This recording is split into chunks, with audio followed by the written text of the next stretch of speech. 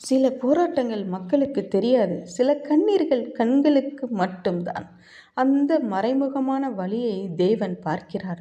அதனால்தான் அவர் சொல்கிறார், எல்லா காலங்களிலும் அவரை நம்புங்கள். உங்கள் இருதயங்களை அவரிடத்தில் ஊற்றுங்கள் என்று சொல்லி.